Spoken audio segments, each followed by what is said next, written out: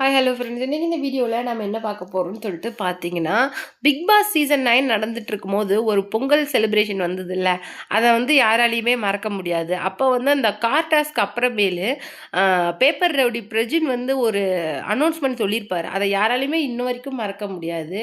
யாராவது ஸ்கேம்ட்ரா அப்படின்னு சொல்லிட்டு சோஷியல் மீடியாவில் சொல்லிட்டு இல்லை போஸ்ட் பண்ணிட்டு இருந்தீங்கன்னா, கண்டிப்பாக அவங்களுக்கு சரியான பொங்கல் பரிசை நான் கொடுத்துருவேன் அப்படின்னு வந்து மிரட்டியிருப்பாரு. அது உண்மையிலேயே செம்ம இதா இருந்திருக்கும். அ அப்படி சொன்ன அவரு வந்து இன்னைக்கு தன்னுடைய வைஃப் மேல ஒரு கேஸ் ஃபைல் பண்ணியிருக்காரு. அப்படிங்கிறத பத்தி தான் இந்த வீடியோல நம்ம டீட்டெயிலா பார்க்க போறோம். வீடியோக்குள்ள போறதுக்கு முன்னாடி நீங்க நம்ம சேனலுக்கு புதியவரா இருந்தா மறக்காம நம்ம சிபி ட்ரெண்டிங்க சப்ஸ்கிரைப் பண்ணி ஃபாலோ பண்ணிக்கோங்க. வாங்க வீடியோக்குள்ள போலாம்.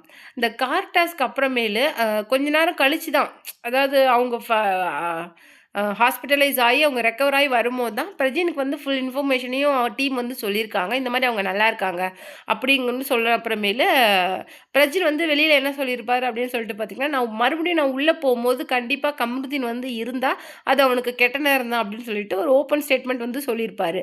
அதுக்கப்புறமேலு ரெட் கார்ட ரிவோக் பண்ணிட்டாங்க. சாண்ட்ரா வந்து அந்த கேமரா முன்னாடி ஒரு கன்ஃபெஷன் மாரி கேட்டிருப்பாங்க. நீங்க என்ன மன்னிச்சிருங்க பிரஜின், என்ன மன்னிச்சிருங்க கம்ருதீன், விஜய் பார்வதி. நீங்க சாரி கேட்கும்போது நான் இட்ஸ் ஓகே பரவால்ல. ஏன்னா நீங்க 2 பேருமே என்னுடைய ஃப்ரெண்ட்ஸு. நான் பரவால்லன்னு சொல்லியிருந்திருக்கணும். நான் ஏன் அப்படி பண்ணுனேன்னு எனக்கே தெரியல. அப்படிங்கிற மாரி சொல்லியிருப்பாங்க. மேடையில விஜய் பார்வதிய கட்டி பிடிச்சிருப்பாங்க. அதெல்லாம் ஒரு பக்கம் இருந்தாலும், ஃபேன்ஸ் மீட்ல வந்து என்ன கிக் பண்ணி வெளியில தள்ளுனது தப்பு தான். அவங்கள வந்து என்ன மன்னிக்கிறதுக்கு எனக்கு மனசே கிடையாது அப்படின்னு மாத்தி மாத்தி பேசியிருப்பாங்க. அது ஒரு பக்கம் இருந்தாலும், சாண்ட்ரா வந்து இப்ப ஒரு புரொடக்ஷன் வந்து ஆரம்பிச்சிருக்காங்க. அதுக்கு வந்து ஃபிலிம் புரொடக்ஷனுக்கு என்ன பேர் வச்சிருக்காங்கன்னு சொல்லிட்டு பார்த்தீங்கன்னா, ஸ்கேம்ட்ரா புரொடக்ஷன். நல்லா கேட்டுக்கோங்க. ஸ்கேம்ட்ரா புரொடக்ஷன்ஸ்ன்னு பேரே வச்சிருக்கிறாங்க. சாண்ட்ராவ ஸ்கேம்ட்ரான்னு கூப்பிடுறத, அத தூக்கணும் அப்படிங்கிற மாதிரி 2 பேருமே பிரஜின், சாண்ட்ரா 2 பேருமே நெனச்சிருக்கிறாங்க. அதுக்காக 2 பேரோட பிஆர் டீமுமே இறங்கி வேலை பார்த்துட்டு இருக்காங்க. சாண்ட்ரா மேல இருக்க அந்த நெகட்டிவிட்டிய தூக்கறதுக்காக இறங்கி வேலை பார்த்துட்டு இருந்தாலும், அது ஒண்ணும் வேலைக்கு ஆகல. ஆனா, ஸ்கேம்ட்ரான்னு சொன்னா பொங்கல் பரிசு குடுப்பேன்னு சொன்னீங்கல்ல பிரஜின்.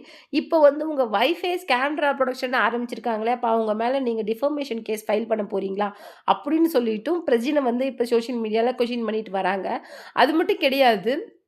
இன்னொரு சுவாரஸ்யமான விஷயத்துல என்னன்னு சொல்லிட்டு பார்த்தீங்கன்னா, புரொடக்ஷன் கம்பெனி ஆரம்பிக்கிற அளவுக்கு இவங்களுக்கு எங்கேருந்து பணம் வந்திருக்கு அப்படிங்கிறது தான் இங்க ஒரு சுவாரஸ்யமான விஷயமே. ஏன்னா, நல்லா கவனிச்சு பார்த்தீங்களா தெரியும். இவங்க வந்து டைட்டிலும் வின் பண்ணல. ஸோ, அதுலயும் கேஷ் வரல. ஆ கேஷ் பாக்ஸும் எடுக்கல. அதுல இருக்கிற கேஷும் போயிடுச்சு. வெறும் சம்பளம் தான்.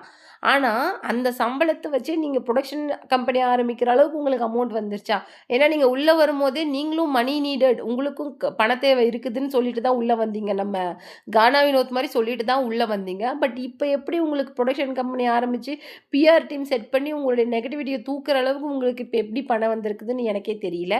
நீங்க இத பத்தி என்ன நினைக்கிறீங்க? அப்படிங்கிற உங்களுடைய கமெண்ட்டும், ஸ்கேம்ட்ரா பத்தி நீங்க என்ன நினைக்கிறீங்க? அப்படிங்கிற உங்களுடைய கருத்துக்கள நம்மளுடைய கமெண்ட் பாக்ஸ்ல மறக்காம குடுத்துருங்க.